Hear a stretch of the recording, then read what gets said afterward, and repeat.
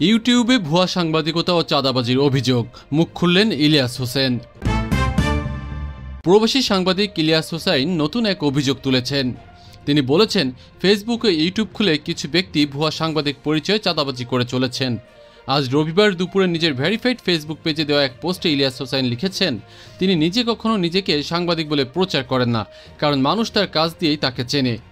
অথচ কিছু ব্যক্তি সামাজিক মাধ্যমে হেড অব নিউজ সেজে নিজেদের সাংবাদিক দাবি করলেও বাস্তবে তাদের সাংবাদিক হিসেবে কেউ মানে না। ইলিয়াস হোসেন অভিযোগ করেন, প্রায় 5 বছর আগে একই ধরনের চাঁদাবাজি করতে গিয়ে তার কাছে ধরা খেয়েছিল 2 ব্যক্তি। তখন তারা ক্ষমা চেয়েছিল, কিন্তু কিছুদিনের মধ্যেই আবার পুরনো কাজে ফিরে যায়। তার ভাষায়, এখনও তারা প্রতিনিয়ত চাঁদাবাজি করছে, ব্যবসায়ী ও রাজনীতিবিদদের ব্ল্যাকমেইল করে লাখ লাখ ডলার আয় করছে। আমেরিকায় একাধিক বাড়ির মালিক হয়েছে, অথচ তারাই আবার মানুষকে নীতির কথা শোনায়। পোস্টের কমেন্ট বক্সে একটি ভিডিও শেয়ার করে ইলিয়াস দাবি করেন, ভিডিওটি প্রমাণ করে এরা কিভাবে চাঁদাবাজির মাধ্যমে অর্থ সংগ্রহ করছে। এ বিষয়ে অভিযুক্তদের পক্ষ থেকে এখনও কোনো মন্তব্য পাওয়া যায়নি। খুলনায় স্বর্ণের বারসহ নারী আটক, 83 লাখ টাকার স্বর্ণ জব্দ। খুলনায় স্বর্ণ চোরাচালানের অভিযোগে এক নারীকে আটক করেছে পুলিশ। শনিবার সন্ধ্যায় বটিয়াঘাটের সাচিবুনিয়া মোড়ে চেকপোস্টে অভিযান চালিয়ে রোজি নামের ওই নারীকে গ্রেফতার করা হয়। গ্রেফতারকৃত রোজি সাতক্ষীরা সদরের মধু মোল্লাডাঙ্গি গ্রামের হাবিবুল্লাহর স্ত্রী। তার কাছ থেকে উদ্ধার করা হয় 5 পিস স্বর্ণের বার, যার ওজন 683 গ্রাম এবং আনুমানিক বাজার মূল্য 83,50,000 টাকা। পুলিশ জানায়, আটক নারী দীর্ঘদিন ধরে স্বর্ণ চোরাচালানের সঙ্গে জড়িত থাকতে পারেন। এ ঘটনায় জড়িত অন্যদেরও চিহ্নিত করার চেষ্টা চলছে।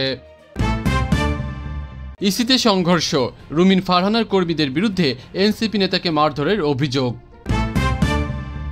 রাজধানীর আগারগাঁওয়ে নির্বাচন কমিশনে আপিল শুনানিকালে বিএনপি ও জাতীয় নাগরিক পার্টি এনসিপি নেতা কর্মীদের মধ্যে হাতাহাতির ঘটনা ঘটেছে। রবিবার দুপুরে অনুষ্ঠিত এই শুনানিতে ব্রাহ্মণবাড়িয়া 2 ও 3 আসন নিয়ে তর্ক বিতর্কের এক পর্যায়ে ধাক্কাধাক্কি ও কিলঘুষি হয়। এতে এনসিপি সিনিয়র যুগ্ম মুখ্য সংগঠক আতাউল্লাহ আহত হন বলে অভিযোগ করেন তাদের মুখ্য সংগঠক সার্জিস আলম। তিনি অভিযোগ করেন, রুমিন ফারহানার পোষ্য কর্মীরাই এনসিপি নেতাকে আঘাত করেছে, অথচ রুমিন ফারহানা তা দেখেও না দেখার ভান করেছেন, যেন কিছুই ঘটেনি। তবে ব্যারিস্টার রুমিন ফারহানা অভিযোগ অস্বীকার করেছেন। তিনি দাবি করেন, প্রথমে তাকে ধাক্কা দেওয়া হয়, এরপর তার লোকজনও প্রতিক্রিয়া দেখায়। ঘটনার পর ইসির নিরাপত্তা ও নিরপেক্ষতা নিয়ে প্রশ্ন তুলেছে এনসিপি।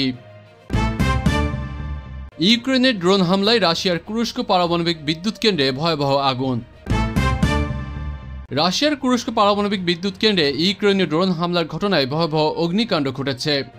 রবিবার ভোরে চালানো এই হামলায় একটি ট্রান্সফরমার ক্ষতিগ্রস্ত হয় এবং একটি রিঅ্যাক্টরের উৎপাদন অর্ধেকে নেমে আসে।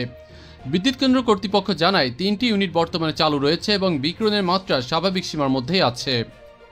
আন্তর্জাতিক পরমাণু শক্তি সংস্থার মহাপরিচালক রাফায়েল গ্রোসি সতর্ক করে বলেন, প্রতিটি পারমাণবিক স্থাপনা সর্বদা সুরক্ষিত রাখতে হবে। এদিকে রাশিয়ার প্রতিরক্ষা মন্ত্রণালয় দাবি করেছে, গত রাতে তারা 13টি অঞ্চলে ইউক্রেনের 95টি ড্রোন ভূপাতিত করেছে। কুরস্কের গভর্নর একে আন্তর্জাতিক কনভেনশন লঙ্ঘন এবং বৈশ্বিক পারমাণবিক নিরাপত্তার জন্য বড় হুমকি বলে মন্তব্য করেছেন। তবে এ বিষয়ে ইউক্রেনীয় কর্তৃপক্ষ এখনও কোনো মন্তব্য করেনি। রাশিয়ার অন্যতম বৃহৎ কুরস্ক পারমাণবিক বিদ্যুৎ কেন্দ্রটি 19টি অঞ্চলে বিদ্যুৎ সরবরাহ করে এবং এটি ইউক্রেন সীমান্ত থেকে মাত্র 93 কিলোমিটার দূরে অবস্থিত। গাজা যুদ্ধ নিয়ে উদ্বিগ্ন সাধারণ ইসরায়েলিরা। অবরুদ্ধ গাজা উপত্যকায় চলমান যুদ্ধ নিয়ে উদ্বেগ প্রকাশ করেছেন সাধারণ ইসরায়েলিরা। সম্প্রতি Israel national institute for security studies পরিচালিত এক জরিপে এই তথ্য উঠে এসেছে। জরিপ অনুযায়ী 66.5% ইসরায়েল আশঙ্কা করছেন, গাজায় সামরিক অভিযান চালানোর ফলে ইসরায়েল আন্তর্জাতিকভাবে আরও বিচ্ছিন্ন হয়ে পড়বে। এছাড়া 65% মনে করেন, গাজায় যুদ্ধ করে জিম্মিদের মুক্ত করা সম্ভব নয়। একইভাবে 43% উত্তরদাতা মনে করছেন, সরকার যুদ্ধের লক্ষ্য অর্জনে ব্যর্থ হয়েছে। অন্যদিকে 61% ইসরায়েলের বিশ্বাস, শুধুমাত্র যুদ্ধ বন্ধ করে চুক্তির মাধ্যমে জিম্মিদের ফিরিয়ে আনা সম্ভব। আর 67% মনে করেন, এই পরিস্থিতি ইসরায়েলের গণতন্ত্রের ভবিষ্যৎকে হুমকির মুখে ফেলছে। বিশেষজ্ঞদের মতে এই জরিপ ইঙ্গিত দিচ্ছে যে ইসরায়েলি জনমত যুদ্ধ নয়, বরং কূটনৈতিক সমাধানের পক্ষে ঝুঁকছে। যক্ষ নির্বাচন ও বৃত্তির দাবিতে জবি শিক্ষার্থীদের আন্দোলন, ভিসির কক্ষের সামনে ব্রেক দ্য সাইলেন্স। জগন্নাথ বিশ্ববিদ্যালয় কেন্দ্রীয় ছাত্র সংসদ যক্ষ নির্বাচনের রোডম্যাপ ঘোষণা এবং আবাসন খাতে সম্পূরক বৃত্তির দাবিতে আন্দোলনে নেমেছেন শিক্ষার্থীরা। আজ রবিবার তৃতীয় দিনের মতো বিশ্ববিদ্যালয় ক্যাম্পাসে অবস্থান কর্মসূচি পালন করছেন তারা। সকাল থেকে শহীদ মিনারের সামনে অবস্থান কর্মসূচি শুরু হলেও দুপুর 12টা থেকে শিক্ষার্থীরা উপাচার্যের কক্ষের সামনে ব্রেক দ্য সাইলেন্স কর্মসূচি শুরু করেন।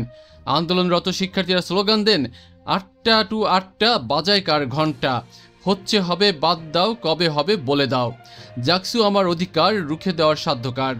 শিক্ষার্থীদের মূল দুটি দাবি হলো, প্রথমত যোগসু নির্বাচনের নীতিমালা অনুমোদন ও তফসিল ঘোষণা সহ একটি সুনির্দিষ্ট রোডম্যাপ ঘোষণা করা। দ্বিতীয়ত আবাসন খাতে সম্পূরক বৃত্তি কার্যকর হওয়ার নির্দিষ্ট সময় নিশ্চিত করা। আন্দোলনকারীরা অভিযোগ করেছেন, টানা 3 দিন আন্দোলন চললেও প্রশাসনের কেউ আলোচনায় আসেননি। শিক্ষার্থীদের হুঁশিয়ারি, দাবি না মানা হলে প্রশাসনকে চরম মূল্য দিতে হবে।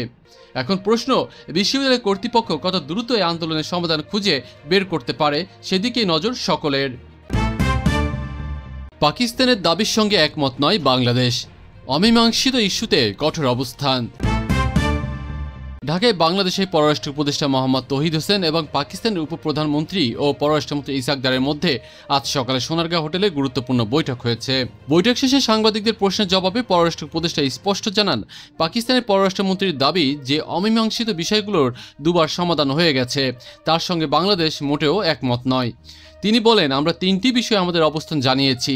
প্রথমত, পাকিস্তানকে মুক্তিযুদ্ধকালীন গণহত্যার জন্য দুঃখ প্রকাশ করতে হবে ও ক্ষমা চাইতে হবে। দ্বিতীয়ত, যুদ্ধকালীন অর্থনৈতিক দেনার হিসাব মেটাতে হবে। তৃতীয়ত, বাংলাদেশে আটকে থাকা মানুষদের ফেরত নিতে হবে। তৌহিদ হোসেন আরও বলেন, আপনারা নিশ্চয়ই আশা করেন না যে 54 বছরের পুরনো সমস্যা একদিনের মিটিংয়ে সমাধান হয়ে যাবে, তবে আমরা আলোচনা চালিয়ে যাওয়ার বিষয়ে একমত হয়েছি।